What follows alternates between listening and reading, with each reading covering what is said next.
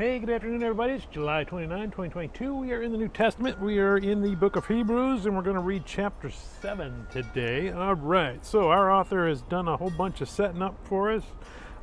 Said he's talking to mostly Jewish converts to Christianity who, after a while, they wanted to fall back to their old ways. They want to go back to the Mosaic law. They want to go back to having a high priest do sacrifices for them. And he's laid out several arguments that Jesus is superior to all of that. Now, it apparently the big sticking point for them was the high priest thing, because we know that because the author keeps coming back to it, and he keeps referring us to Melchizedek. Psalms 110, we see him. We also see him in Genesis 14. That's the only two places we see him in the Bible. And in Psalms 110, it likens the Messiah to be a priest on the order of Melchizedek. So what does that mean? Well, he's going to go back to Genesis 14 and look at who this man was. And he points out that, hey, you know what? He's got no genealogy. He's got no beginning, no end. He kind of looks like Christ. And he's a typology. He's a type of Christ. Big significance for us is Jesus is the high priest. Under Mosaic law, he has to be a Levite. He's not a Levite. He's from Judah. So how does that happen? Well, that's where that priest on the order of Melchizedek comes in. Melchizedek existed before there was Aaron, before there was a law, before there was Moses. He existed before there were Jews. Why was he the high priest? Because God ordained him himself. And God trumps all of that. And that's what he's getting at. All of that old law that they were wanting to go back to, that's done. Jesus has erased it, and he's rewritten it with the new law, the new covenant in his own blood. So let's go ahead and we're going to read Hebrews chapter 7. For this, Melchizedek, king of Salem, priest of the Most High God, met Abraham, returning from the slaughter of the kings, and blessed him. And to him Abraham apportioned a tenth part of everything.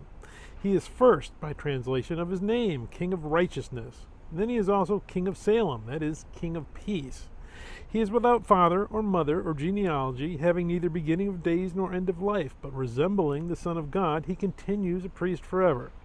So how great this man was, to whom Abraham, the patriarch, gave a tenth of the spoils. And those descendants of Levi who received the priestly office have a commandment into law to take tithes from the people, that is, from their brothers, though these also are descended from Abraham. And if this man, who does not have his descent from them, received tithes from Abraham and blessed him who had the promises, it is beyond dispute that the inferior is blessed by the superior. In the one case, tithes are received by mortal men, but in the other case, by one of whom it is testified that he lives. One might even say that Levi himself, who receives tithes, paid tithes through Abraham, for he was still in the loins of his ancestor when Melchizedek met him. Now, if perfection had been attainable through the Levitical priesthood, for under it the people received the law, what further need would there have been for another priest to arise after the order of Melchizedek, rather than one named after the order of Aaron? For when there is a change in the priesthood, there is necessarily a change in the law as well.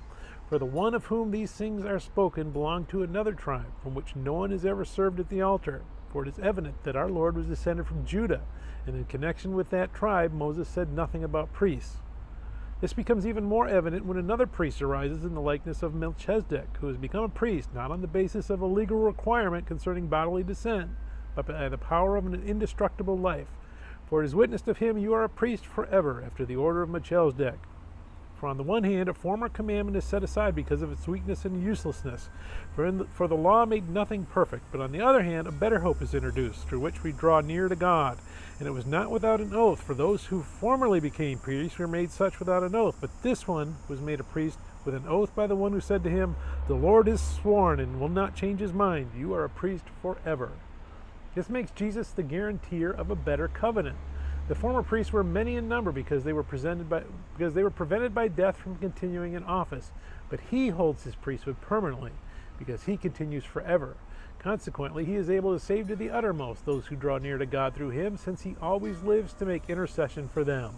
For it was indeed fitting that we should have such a high priest, holy, innocent, unstained, separated from sinners, and exalted above the heavens. He has no need, like those high priests, to offer sacrifices daily, first for his own sins and then for those of the people, since he did this once for all when he offered up himself. The law appoints men in their weakness as high priests, but the word of the oath which came later than the law, appoints a Son who has been made perfect forever. May God bless the reading of His Word. May God bless you. Bye.